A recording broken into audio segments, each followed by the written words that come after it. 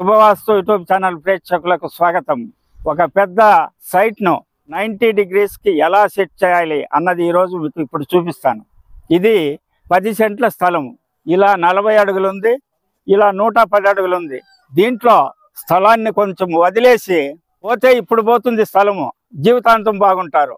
అందుకోసము ఇలా 40 అడుగులు ఉంది, 39.5కే తీసుకుంటూ 90 డిగ్రీకి సెలెక్ట్ చేశాము. అది ఎలా చేయాలనేది మీకు ఇప్పుడు చూపిస్తాను.